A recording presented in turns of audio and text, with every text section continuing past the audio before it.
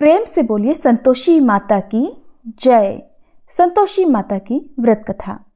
एक गांव में एक बुढ़िया रहती थी जिनके 7 बेटे थे। 6 बेटे कमाने वाले थे लेकिन एक बेटा निकम्मा था।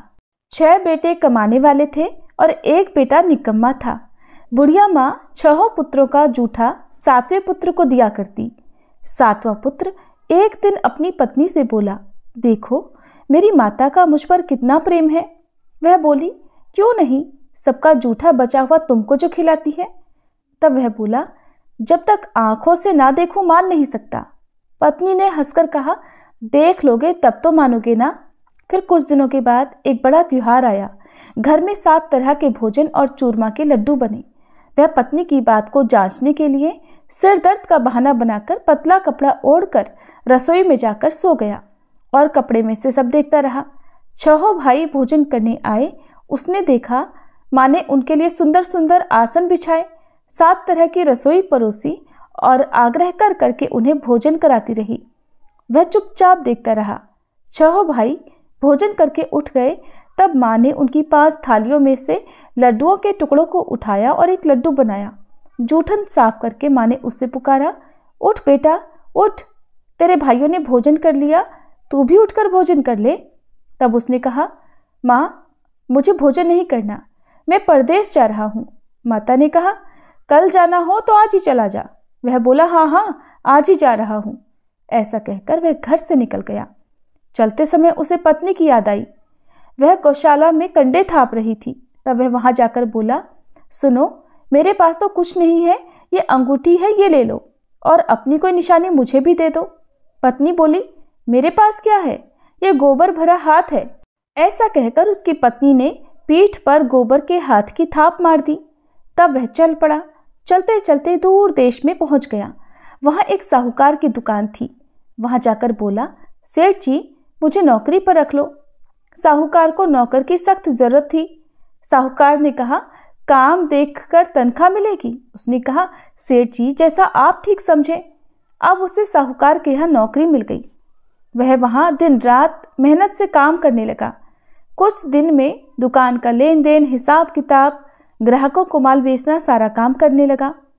साहूकार के 7-8 नौकर थे, वे सब चक्कर खाने लगे। लेकिन उसने अपनी लगन, परिश्रम और ईमानदारी से सभी को पीछे छोड़ दिया और उसे फिर अपने किए का फल भी मिला। सेठ ने भी उसका काम देखा और 3 महीनों में ही उसे मुनाफे में साझीदार बना लिया। परिश्रम करते करते 12 वर्षों में ही वह नगर का नामी सेठ बन गया और सेठ अपना सारा कारोबार उस पर छोड़कर बाहर चला गया। इधर घर पर उसकी पत्नी पर क्या बीती वह भी सुनिए। सास ससुर उसे अब दुख देने लगे। गृहस्थी का सारा काम करवाकर उसे लकड़ी लेने जंगल में भेजा करते। इस बीच घर की रोटियों के आटे से जो भूसी निकलती उसकी रोटी बनाकर रख दी जाती और फूटे नारियल की नरेली में पानी दिया जाता। इस तरह उसके दिन बीतते रहे। एक दिन जब वह जंगल में लकड़ी लेने जा रही थी तब उसे रास्ते में बहुत सी स्त्रियां संतोषी माता का व्रत करती दिखाई दी। वह वहां खड़ी होकर पूछने लगी, बहनों ये तुम किस देवी या देवता का व्रत कर रही हो और इसके करने से क्या फल मिलता है? इस व्रत के करने की क्या विधि है? यदि तुम अपने इस व्रत का विधान मुझे समझाकर कहोगी तो मैं तुम्हारा बड़ा एहसान मानूंगी। उनमें से एक स्त्री बोली, सुनो ये संतोषी माता का व्रत है। इसके करने से निर्धनता और दरिद्रता का नाश होता है, लक्ष्मी आती है, मन की चिंताएं दूर होती हैं, मन को प्रसन्नता और शांति मिलती है, निपुति को पुत्र मिलता है, पति बाहर गया हो तो वह शीघ्र लौट आता है, कुमारी कन्या को मनपसंद वर मिलता है, चलता मुकदमा खत्म हो जाता है, कलह क्लेश की स्थिति हो तो मुख शांति होती है, घर में धन जमा हो, धन जायदाद का लाभ होता है, और भी जो कुछ भी मन में हो, जो कुछ भी कामना हो, सब संतोषी माता की कृपा से पूरी हो जाती है, इसमें संदेह नहीं। तब वह पूछने लगी, ये व्रत कैसे किया जाता है, ये भी बताओ तो बड़ी कृपा होगी। वह स्त्री कहने लगी, बहन बिना परेशानी, श्रद्धा और प्रेम से जितना भी बन सके प्रसाद लेना। 5.25 पैसे से 5.25 आने या फिर इससे भी ज्यादा शक्ति और भक्ति के अनुसार गुड़ और चना लेना। हर शुक्रवार को निराहार रहकर कथा कहना सुनना। इसके बीच में क्रम टूटना नहीं चाहिए। लगातार नियम का पालन करना। सुनने वाला कोई ना मिले तो घी का दीपक जलाकर उसके आगे जल से भरा हुआ पात्र रखकर कथा कहना, परंतु नियम नहीं टूटना चाहिए। जब तक कार्य सिद्ध न हो नियम पालन करना और कार्य सिद्ध हो जाने पर व्रत का उद्यापन करना। 3 मास में ही माता पूरा फल प्रदान करती हैं। यदि किसी के ग्रह खोटे हों तब भी माता 1 वर्ष में अवश्य उनको अनुकूल करती हैं। कार्य सिद्ध होने पर ही उद्यापन करना चाहिए, बीच में नहीं। उद्यापन में 2.5 सेर आटे का खाजा और इसी अनुसार खीर और चने का साग बनाना, 8 बच्चों को भोजन कराना, जहां तक मिले देवर, जेठ, भाई, बंधु या कुटुंब के लड़के लेना, ना मिले तो रिश्तेदारों और पड़ोसियों के लड़के बुलाना, उन्हें भोजन कराकर यथाशक्ति दक्षिणा देकर माता का नियम पूरा करना। ध्यान रखना उस दिन घर में कोई खटाई न खाए। ये सुनकर वह वहां से चल पड़ी। रास्ते में लकड़ी के गट्ठर को उसने बेच दिया और उन पैसों में गुड़ चना लेकर माता के व्रत की तैयारी कर आगे चली। रास्ते में संतोषी माता के मंदिर में जाकर वह माता के चरणों में लेट गई और विनती करने लगी, माँ, मैं दीन हूँ, निपट मूर्ख हूँ, व्रत के कोई भी नियम नहीं जानती हूँ, मैं बहुत दुखी हूँ। हे माता, मेरा दुख दूर करो, मैं तुम्हारी शरण में हूँ। संतोषी माता को उस पर दया आ गई। एक शुक्रवार बीता कि दूसरे शुक्रवार को ही उसके पति का पत्र आया और तीसरे शुक्रवार को उसका भेजा हुआ पैसा भी आ पहुंचा। अब तो ये देखकर जिठानी मुंह सिकोड़ने लगी, इतने दिनों बाद पैसा आया, इसमें क्या बढ़ाई है। लड़के ताने देने लगे, काकी के पास तो पत्र आने लगे, रुपया आने लगा, अब तो काकी की खूब खातिर बढ़ेगी और अब तो काकी बुलाने से भी नहीं बोलेगी। बेचारी सरलता से कहती कि भैया पत्र आए, रुपया आए तो हम सब के लिए ही तो अच्छा है। ऐसा कहकर आंखों में आंसू भरकर संतोषी माता के मंदिर में जाकर वह मातेश्वरी के चरणों में गिरकर रोने लगी। कहने लगी, माँ, मैंने तुमसे पैसा तो नहीं मांगा, मुझे पैसे से क्या काम, मुझे तो अपने सुहाग से काम है। माँ, मैं तो अपने स्वामी के दर्शन और सेवा मांगती हूँ। तब माता ने प्रसन्न होकर कहा कि जा बेटी, तेरा स्वामी भी जल्दी आएगा।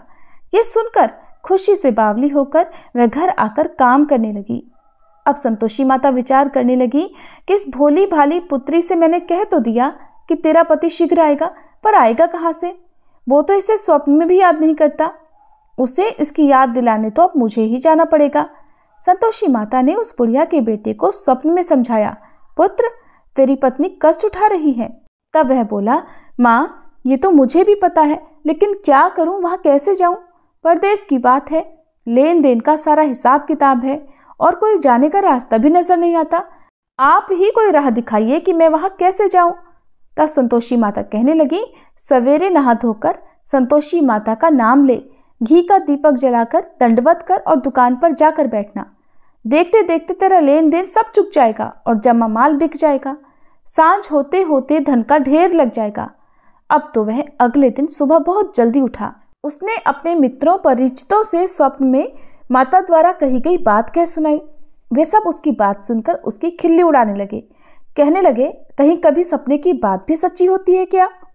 लेकिन उनमें एक बूढ़ा व्यक्ति बहुत समझदार था। वह बोला, देखो भाई, मेरी बात मानो, इस तरह सच या झूठ कहने के बदले देवता ने जैसा कहा है वैसा ही करना, तेरा क्या जाता है। अब बूढ़े व्यक्ति की बात मानकर नहा धोकर उसने संतोषी माता को प्रणाम किया, फिर घी का दीपक जलाकर दुकान पर जा बैठा और जैसा संतोषी माता ने कहा वैसा ही हुआ। शाम तक धन का ढेर लग गया। वह हैरान हो गया। मन में संतोषी माता का नाम लेकर प्रसन्न होकर घर जाने के लिए गहने, कपड़े और सामान खरीदने लगा। सब काम से निपट कर वह अपने घर को रवाना हुआ। उधर उसकी पत्नी जंगल में लकड़ी लेने गई थी। लौटते समय थक जाने के कारण वह संतोषी माता के मंदिर पर विश्राम करने बैठ गई। ये तो उसका रोज रुकने का स्थान था। तब धूल उड़ती देखकर उसने माता से पूछा, हे माते, ये धूल कैसे उड़ रही है? संतोषी माता ने कहा, पुत्री, ये देख, तेरा पति आ रहा है।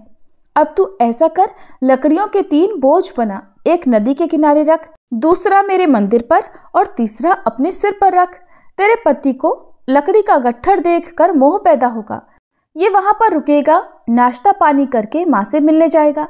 तो लकड़ी का गट्ठर उठाकर जाना और बीच चौक में गट्ठर डालकर 3 आवाजें जोर से लगाना, लो सासू जी, लकड़ियों का गट्ठर लो, भूसी की रोटी दो, नारियल के खोपरे में पानी दो, और आज कौन मेहमान आया है?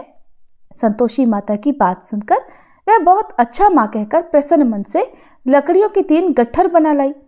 एक नदी के तट पर, दूसरा माता के मंदिर पर रखा। इतने में ही मुसाफिर वहां आ पहुंचा। सूखी लकड़ी देखकर उसको इच्छा हुई कि अब यहीं विश्राम कर ले और भोजन बनाकर खा पीकर फिर गांव को चले। इस प्रकार भोजन करके विश्राम कर वह अपने गांव में आ गया। उसी समय बहू सिर पर लकड़ी का गट्ठर लिए आई। उसने गट्ठर को आंगन में डाला, जोर से 3 आवाजें लगाई। लो सासू जी, लकड़ी का गट्ठर लो, भूसी की रोटी दो, नारियल के खोपरे में पानी दो। आज कौन मेहमान आया है?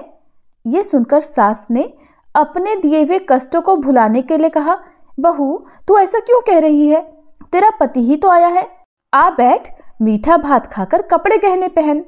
पत्नी की आवाज सुनकर उसका पति बाहर आया। फिर उसके हाथ में पहनी अंगूठी देखकर और उसकी दशा देखकर वह व्याकुल हो गया।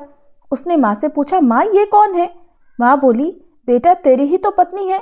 आज 12 वर्ष हो गए हैं। जब से तू गया है तब से सारे गांव में जानवर की तरह भटकती फिरती है। काम काज कुछ करती नहीं, 4 समय आकर खा जाती है। अब मुझे देखकर भूसी की रोटी और नारियल के खोपरे में पानी मांगती है। तब वह बोला, माँ मैंने इसे भी देखा है और तुम्हें भी। मुझे दूसरे घर की चाबी दो, मैं उसमें रहूंगा। माँ ने कहा, ठीक है बेटा, जैसी तेरी मर्जी। ऐसा कहकर माँ ने चाबी का गुच्छा बेटे के सामने रख दिया। उसने दूसरे घर को खोलकर सारा सामान जमाया। एक ही दिन में वहां राजा के महल जैसा ठाट बाट हो गया। अब क्या था, वह सुख भोगने लगी। अगला शुक्रवार उसने अपने पति से कहा कि सुनो, मुझे संतोषी माता का उद्यापन करना है। पति बोला, बहुत अच्छा, खुशी से कर लो। अब वह उद्यापन की तैयारी करने लगी। जेठ के लड़कों को भोजन के लिए कहने गई। उन्होंने मंजूर किया, परंतु पीछे से जेठानी ने अपने बच्चों को सिखलाया, देखो रे, भोजन के समय सब लोग खटाई मांगना, जिससे उसका उद्यापन पूरा ना हो। अब लड़के भोजन करने आए।